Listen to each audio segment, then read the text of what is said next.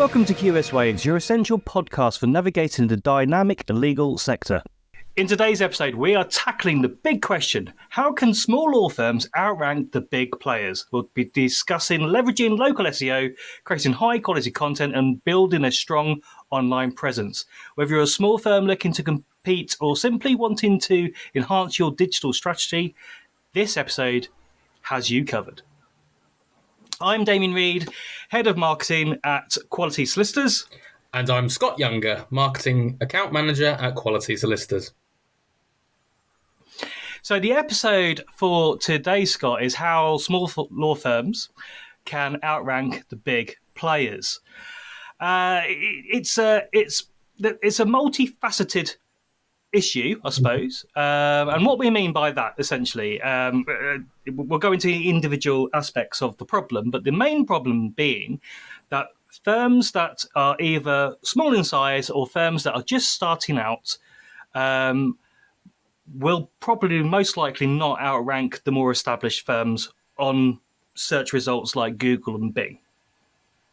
It's also, I think, important to think about scope as well, because let's say you might be a big firm, but you're very local focused. You're very sort of established in your local area. So obviously, while you might be a relatively big firm within your sort of local or regional area, you're not necessarily competing with massive national law firms. So I think it's thinking about small, not just in terms of sort of size, in terms of sort of headcount of your business, but also in terms of what is your scope? Are you a sort of a local firm? Are you a regional firm? Or a national firm? And I think it's thinking about size in that sense as well. And when we're talking about sort of Google searches, which I think is the sort of the focus of our discussion today, it's thinking about how you can sort of narrow down those Google searches so you are more targeted to the area that your clients are and the sort of people you want to discover your business. Absolutely. And so one of the main things what we'll be discussing today is having a focused approach on whether it be a service that you are more likely to be able to get out there in front of your local communities, or even some kind of niche, some kind of unique USP or unique selling point that your firm might have that's different to everybody else. And these are the things that you should be focusing on to try and help you outrank these other more established or bigger firms. And that's what we're going to be discussing today, how you're going to be able to do that. So the first thing that you should be looking at when you are trying to address this big problem is website housekeeping. Scott, how would somebody go about that, and what things do they need to be focusing on? I think if you're looking at sort of basics for a website, it's the sort of you want to focus on the things that most sort of visitors to your website will take for granted. So making sure that there's a quick loading speed. You want to make sure that you're able to get onto the website within a few seconds rather than waiting minutes for particular sites, particular pages on your site to load. Just making sure that it's easy to navigate around your website as well, especially when a client, for instance, is looking through a few different law firms. They're sort of thinking about a particular area of law that they've got a problem. So they want some advice on a divorce. They want to be able to get from your homepage to your divorce page and to other sort of service pages quite quickly.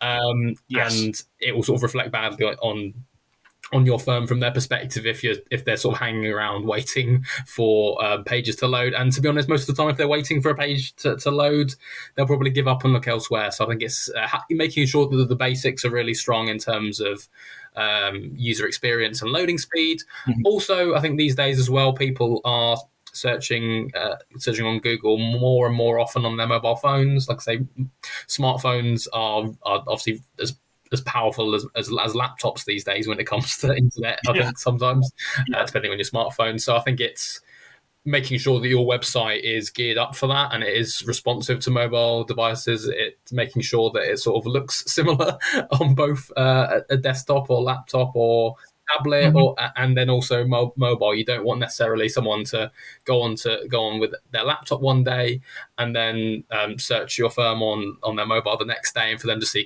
two completely different websites, and that the Yeah. mobile version of the website is completely mangled, and you can't really, and there's page and there's bits of page everywhere. So I think it's making sure that you've got those basics right in terms of website housekeeping first of all, and then just I think you can build from there. But I think the foundations of a proper functioning website are always crucial. Yes, yes, yeah, you're right. The user experience needs to be great. It needs to be good. Um, that functionality needs to be there. They also make you need to make sure that there aren't problems with your site. There's no broken links, for instance. One of the worst things to happen if you go onto a website is that you click on a button or a link to something that you want to read and it doesn't work, or it takes you to an outdated page, or a page that's got an error on it, or something like that. So you need to make sure that these things aren't there, or if they are, they're not consistent across your site. Um, with regards to the user experience, and this is a sort of an important thing that you need to bear in mind, that Google, when it looks at your site, it kind of looks at it from a user perspective. They aren't individuals at Google that are going on your website and giving you you see if your website works, but their bots, their algorithm, it looks at your website like a user would, and if you can't navigate properly, if the links are broken, then it's not going to recommend your website, and thus you are not going to increase your ranking as other aspects of your website improve, because the fundamentals, as you said earlier, the fundamentals need to be sorted out, need to be done right. If you're thinking about it in terms of analogy, I think it's like, yeah, you wouldn't you wouldn't want to buy a house that's built on dodgy foundations. It's sort of similar, I guess, really, when people are navigating onto a website, or making purchasing decisions when it comes to businesses. It's okay. Yeah. Is this the sort of business I want to, or law firm that I want to sort of to build a relationship with? And if the website's taking too long to load, or is broken in other ways, or even I think as well, I think it's important to think about content in terms of user experience as well, making sure that the information on your site isn't all out of date. It isn't showing the awards that you won in 2010, for instance. It's Yeah. making No one sure cares. that it's relevant to today as well, but and Yeah. not too old fashioned in terms of how it looks as well. And it sort of kind of represents your firm in the best way possible. Yeah. Yeah. And that includes things like, don't have stock photos on your website. Have photos of your team. Have photos of your office. People actually work there, rather than going on to, one of the many online libraries and just downloading random photos of people in call centres or dressed up in suits. Actually, use your business, your the people that are working there, to get photos on your site, and it just makes everything more real. Um, I am going to drop a Damien's opinion bomb when it comes to websites. Don't try and be clever with the navigation of a website. If on a typical website, the menu should be at the top, and it should be words. It shouldn't be funny icons. It shouldn't be down the side. You, as a user, you want to be able to go onto a website and just know how to navigate it, not have to think, how do I navigate this website? You just know by going on any website and seeing that they're all set out typically in the same kind of way. I think it's simplicity being the key, and making sure that it's the sort of muscle memory you've got when you go on a website. You sort of should know roughly where the homepage is and how to navigate to those places. If your website completely throws out the rule book in terms of where things are, it's going to sort of confuse and potentially even scare away clients who are coming on, who are sort of thinking, well, this is a bit too confusing. I'm not sure where to go. I'm a bit lost. And then they'll sort of bounce off your website. So I think it's making sure it's just pretty straightforward in terms of common sense, but just making sure that it's easily navigable and that everything works on your website. Yeah, just think how frustrated you are when you go into your local supermarket and you go buy, a tin of tomato soup, and you go to the aisle where your tin of tomato soup is, and there always has been, and it's not there anymore. The supermarket have moved it. It's really frustrating. Now, there's a reason why the supermarkets do that, but from your perspective, it's frustrating. So don't be funny with your website. Right. So, Scott, the website is sorted. Mhm. Whoever's listening to this may have already gone. Yeah, my site's fine actually. No, I'm all good. But how do we get our firm ranking better than other firms in the area or more established firms? What's the next step? I think it's all. I think if you're thinking from the perspective of a sort of a smaller firm, or sort of not one of the sort of big national behemoths when it comes to law, I think it's probably sort of the adage picking your battles might be a good way to think about this. I think it's defining what is your niche, what are the sort of core areas of your firm's expertise, and sort of really sort of going after that niche and sort of talking about that and trying to rank highly Mhm. in that area rather than trying to compete in every single type of law, for instance. So if let's say if your team specializes in family law, for instance, or that's the majority of your business, that could be a great place to start. It's also probably focusing on your local expertise as well and sort of thinking about, okay, in terms of say will writing, we're probably the primary will writer within our town or city or maybe even the region. So it's, I think, rather than trying to compete in all areas of law, it's either localizing it or sort of defining your niche. What are the core services that you offer? Because I Yeah, think that's always, it's much more cost effective to be more targeted when it comes to sort of SEO and trying to get your search engine results as best as possible. You want to make sure you're ranking highly for those sort of key areas of your business rather than trying to yeah. compete in every single law type, and you essentially end up spreading your resources quite thin. And obviously, it's very difficult to compete, particularly in the more competitive keywords. Absolutely, yeah, yeah. Another law firm or competing law firm has been around for a lot longer, most likely going to have more pages on their website. They might be a bigger firm. They might have more budget to be able to spend or more resources to be able to get their site in front of people in your area. So yeah, find that something special about your firm. Whether it like Scott said, whether it's the niche, whether it's a local service, whether it's a service, whether it's your USP, whatever it is, whatever makes you stand out individually or what you want to be known as locally, that's the service that you should be pushing. I'm not suggesting you don't have the other services as services that you provide to your clients, but be known locally, for instance, as you know, Cambridge's family solicitors or something like that. Just have that focus approach, and it will help you with everything else that you need to do when it comes to content, when it comes to all the other things that we'll be talking about during this podcast. Just having that focused approach helps you in the long run. Right, so yes, we've got our niche, we've got our USP, we've got our service level, service type. Um,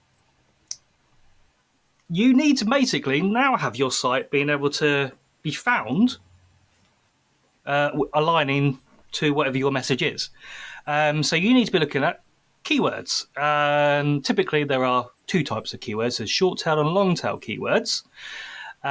Short tail keywords are words that are associated with the service that you are trying to get in front of people who are searching for it. So, for instance, a couple of examples of a short tail keyword could be the word divorce, could be the word probate, and these are the short words that you would have on a web page or in a piece of content.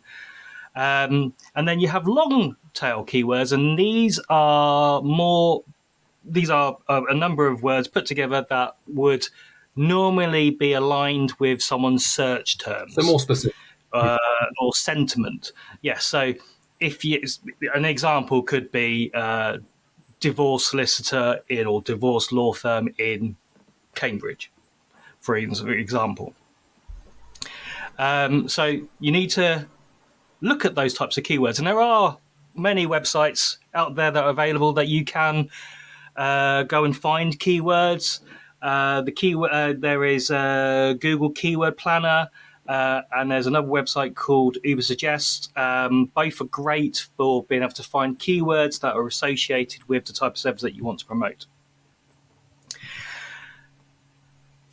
And Scott, I mean, keywords are there, but what do you do with those keywords once you've established? I think it's obviously targeting those. Obviously, we talked about specialism before. I think it's making sure you've got the sort of the keywords focusing on that specialism. So, like, say that you're in Cornwall and you specialise in family law, for instance, a bit like family law solicitors in Cornwall, or the particular town you're in Cornwall. If you want to even specialise it even further, might be a good way to go.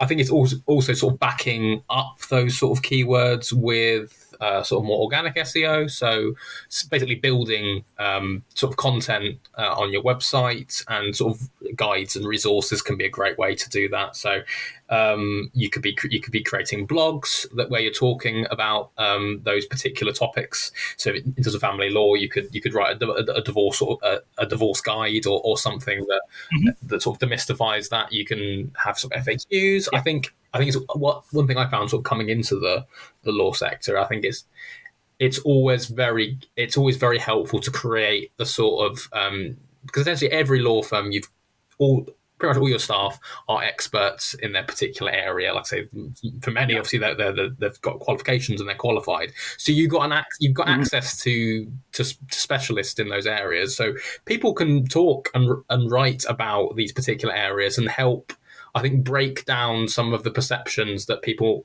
sort of members of the public, might have about the law sector and particular things. So in terms of helping people understand what is the process in terms of sort of of a divorce, what is the process in terms of writing a will, what's important to think about when you're going about writing a will, and in also the steps of the conveyancing process, for instance. There's a whole range of issues you could be talking about in these sort of guides, and it's just thinking about, okay, you specialised your topic. What are the things people might want to know? Might be a great way to start off in terms of creating content. And also, I mentioned sort of staff and having sort of your specialists within your teams. It's also a helpful thing to build up the profile of those staff members. So, for instance, if you've got a head of department in a particular type of law, it's always a good idea to put their name to certain bits of content, just so when people are potential new clients are navigating the website and they'll see an article from that member of staff, and they can sort of, it helps them understand or helps them learn, or they'll essentially be able to see that that in your firm, your staff know what you're talking about, and they can sort of build a relationship already and know that they're in safe hands in terms of coming to you guys for law advice. So I think it's building client rapport from the get-go, really. And also, because that's what all this is really, in terms of when you are going about trying to rank highly on Google, you're helping people discover you, but then it's also, what is that next step? What sort of content are they navigating to after that? So I think that's kind of where my opinions are, at least on sort of keywords and content creation. I think your opinions are right on the money. So the content needs to be high quality content, as you said, because if you don't, if the content isn't any good, then people aren't probably going to stay on your website. And as Scott's already sort of alluded to, by having people in your firm creating that content, they become an authoritative voice on that type of, that subject matter.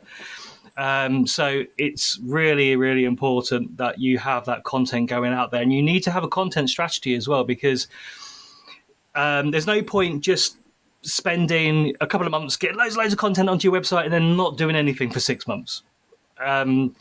Google loves regular content, or your site being updated on a regular basis. So have some kind of content strategy, whether it's landing one piece of content a week, which I think is completely doable for most size law firms. And that piece of content As you said, could be addressing frequently asked questions, answering or discussing terminology on the Mhm. subjects. It could be a guide with a downloadable piece of content maybe afterwards. And all of this is helping with your potential client trusting you as a firm and hopefully ultimately becoming one of your clients.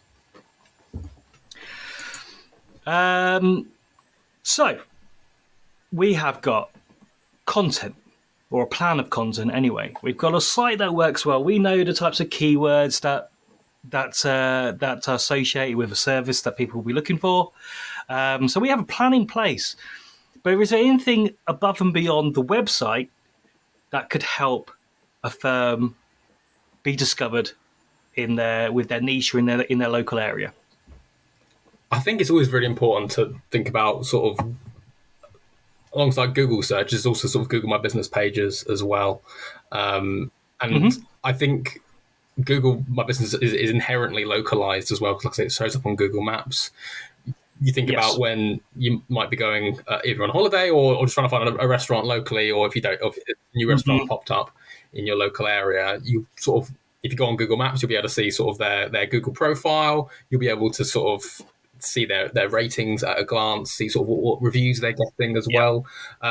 Something I always like to look at. I think increasingly, I think it's growing quite important, but also how that business responds to Google reviews as well. Are they to both positive and negative reviews? So in terms of are they sort of engaged with their customers? Are they taking on feedback from negative reviews and putting that into Yeah. practice as well? So there's lots of benefit in optimizing your Google My Business profile. Yes. Yes. I've got a couple of stats to throw at you, Scott. In terms of Google My Business. Um, oh yeah. The first stat being on average, a potential client, a potential new client, will research 3 firms before picking a firm. So they will go on to your website, maybe. They'll maybe go onto your social media, but most likely they will be going onto your Google My Business profile, looking at your out of 5-star rating. So it is hugely important to make sure that you have a bank of positive reviews on your site. And as Scott has said, if you are having any low score reviews on there, that you reply to them appropriately and professionally, and try and address the issue if it is possible. Because it's impossible to please absolutely everybody, but it's what you do about it that can also be hugely beneficial as well. The other stat is almost 9 out of 10 people these days hold in the same regard online reviews versus personal recommendations. So recommendations from family, friends, family members, friends, etc., which is quite Yeah, telling. I think it's a generational thing as well. I think in the sort of new generation of people who are looking to access law services, sort of millennials and younger, we've grown up in a more online environment. Yeah. We're looking to the internet to tell us what to do. I think in terms of Google, for instance, like say you're googling things in terms of making purchasing decisions. Hmm. You're looking at the reviews people are getting online. It's sort of replaced. Well, I think there's always still a place for word of mouth, but essentially it's Yeah. magnified by these things like Google My Business. So rather than sort of asking your mum or your friend what Hmm. getting sort of advice from them. So what sort of that? Oh, we've had some problems with the toilet and the plumber who came was great. Whereas Yeah. these days you can obviously get the opinions of your mums and your friends, but it's Hmm. also you got access to thousands, even tens of thousands of people through looking at Google reviews, hundreds of people who've used that service, and increasingly people are using that to make purchasing decisions. So just to get this sort of in your clear as a picture in your mind, when you search for, let's say, for instance, solicitors in Cambridge, you'll get 2 or 3 results right at the top, and then you'll get a box, and that box will be the Google My Business profiles, the ranks highest to lowest. You only need to the top few, and then the rest of the search results page after that. So in order to be up there, you need to do a few things. You need to make sure that the information on there is correct, that you have a link to your website, that you, for instance, you need to claim it. That to make sure that is claimed. But yeah. Yeah, absolutely. That your telephone number is correct, the information on there, your opening times is all correct. Best thing I would suggest you do is go and look at if you're not ranking number one, look at the firms that are ranking high in your area, and look how they've set out their profile. And typically, what they'll do is they'll have a little snippet, almost like a bio about them, and then there'll be a number of listed keywords, and these will be the services that they provide. And so you want to use that as inspiration to be able to go and then make sure that your profile is optimized. Once you have that optimized, then you need to have a robust review management plan in place.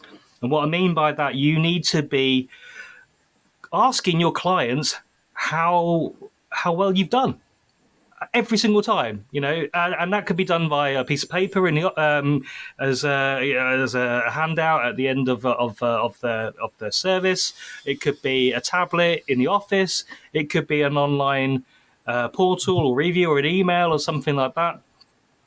And there are things that you can do with those reviews. The negative, the low scoring reviews. This is a place where you can find out and adjust your own internal ways of managing your processes, and make sure you could identify any problems that you have internally.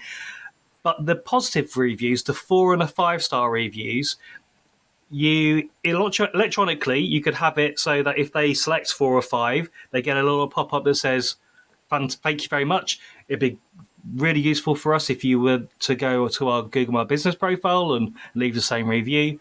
Or you follow up with another email and say, "Thanks for your positive review. It'd be great if you could help us out by leaving a positive review on Google My Business." And that will help increase the score out of 5 on your Google My Business profile, but it also will give you that extra, what's the word? I've just made up a word, robustness. Great word. Good word. So it's pointless having a 5-star review if you've only got 5 people that have reviewed your site. The first time you get a 1-star review, your score will plummet. So you get that extra resilience. That's the word I was looking for. Resilience to your score by having plenty of high scoring reviews on your Google My Business profile. And it's also thinking about obviously, it's always helpful to have good reviews on the Google My Business page. It's also thinking about how you can use those in some of the other areas we talked about in terms of your website, for instance. If you've got lots of 5-star testimonials, obviously make sure you speak to your clients and get sort of permission. But you could use some of those quotes in a case study. You can sort of put the 5-star testimonial on your website. You can there's lots of ways you can use the really valid and positive things that your clients are saying to help your efforts in terms of improving your website, helping you rank highly in the areas that you're focusing on. For instance, if you're focusing on wills and probate, for instance, if you've got a client that's giving you great feedback on that could be a great thing to have on the landing page that you've got associated with that particular keyword. So there's lots of ways that you've got sort of cross pollination that way. And I say if you're getting collecting lots of reviews, you'll get more positive reviews, and then you can use that in areas of your website and improve your SEO. So all these things are interlinked. You've got so it's not a one. It's not necessarily you do one thing and nothing else. It's a one-trick pony. That's the word. That's what you're looking for. That's a good way to talk about it. But yeah, it's making sure that all these areas do speak to each other and they're interlinked. And so it's always good to think about how your sort of digital presence works as a package. Yeah, you're absolutely right. Sorry, I was just thinking about one trick pony and where that saying has actually come from. We're getting a story now. normally do tricks, don't they? So, Very good. okay, so somebody at the firm has done a lot to get the Google My Business profile up and running. There's a review management in place, and there's a content strategy in place. The website's all working well. They need to promote it. And what's the best way? A firm can promote it. I mean, they could spend a huge amount of money on it, right? Couldn't they? But there are other things that they could do to also promote their service, their niche, their USP. Yeah, 100%. There's a lot of tools at your disposal essentially when it comes to sort of making sure that you rank highly and making sure that you've got that you're improving your Google rankings. I think utilizing social media is a big one. Obviously, there's still quite a few law firms that don't even have social media platforms. So I think it's having regular content on social media. You can be reinforcing those sort of messages and reinforcing your specialism on social media by sort of posting relevant posts, linking back to your website as well, to make sure that you're sort of that people who are interested, who look on your social media. Again, I'm sort of thinking about the next generation of people, but quite a lot of times, sort of millennials and Gen Z clients, they are looking at social media platforms. So it's good to have relevant content on there, and it will help sort of drive traffic to your website. Obviously, making sure your website has sort of content on there as well, and that you're driving your campaign back to your website. You can use email marketing as well, and also sort of in terms of obviously when your staff are emailing out to people, having little email banners that sort of are linking to service pages, because it might be that there's someone going through the conveyancing journey and then if you've got an email banner that's sort of focusing on your will writing, it sets that seed, plants that seed in their head that they can think, oh, actually, I haven't thought about my will. So it's having some cross pollination there, and also using videos as well as kind of running targeted paid advertising campaigns. So pay per click, PPC campaigns are also a big part of it as well. But yeah, I think it's using all the tools at your disposal to help sort of run these campaigns. Yes, it's you can't rely on just doing one thing. You can't rely on just having a paid advert campaign. You can't rely on just focusing on trying to get clients or returning clients through via an email campaign. You can't rely on just having organic content, hopefully getting in front of people who might be looking for a solicitor or someone that aligns with your service. So you need to be doing as much of that as you physically can, where the resources allow. And you need to have a plan, a strategy in place to do it. Don't just willy-nilly go out there and start saying, with spending money where you don't need to. Make sure it's optimized. Look for assistance with local marketing agencies. Contact us at Grow with QS. We would absolutely help you. Just have a focused approach and be realistic as well on timeframes as well, because everything we've discussed here isn't a quick fix. It isn't something that can be done overnight. It does take time. A paid ad campaign can be a quicker win, but even then, to fully optimize a paid ad campaign, you need to run that for at least 90 days for the platform to be able to understand and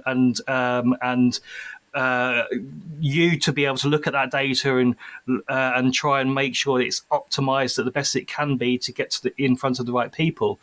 So, like I said, you can't just run a campaign for a few weeks and go, oh, we haven't got anyone come in. You need to have that plan in place to be able to, the commitment to be able to run it for 90 days. And then everything else we've discussed takes time. It's not going to be an overnight success, like I just said. You're looking at at the minimum of being able to address all of this at the bare minimum of 6 months before you start to see tangible results and more people coming in, and you appearing higher up in search rankings. I think it's a marathon, not a sprint. Essentially, you want to have a sort of a long-term focus in terms of improving your Google rankings, because and also it's the fact that sort of Google is looking at your website regularly, but it wants to see in terms of the sort of the spiders and bots it's sending trawling through your site. It wants to see evidence of regular, consistent content as well. You could just put it, and therefore it's good to have that gradual improvement. That's what you want to see, is sort of addressing these things gradually and keeping it consistent, because rather than putting 100 blogs on the website all at once, which obviously would be very time consuming, but it's all one and done, and therefore it's sort of, Yeah. you want to just spread those. For instance, if you do write 100 blogs, great, but do spread them over a period of time. So obviously Google can see you're putting stuff on there regularly, and making sure as well that those that you've got sort of keywords integrated in them as well.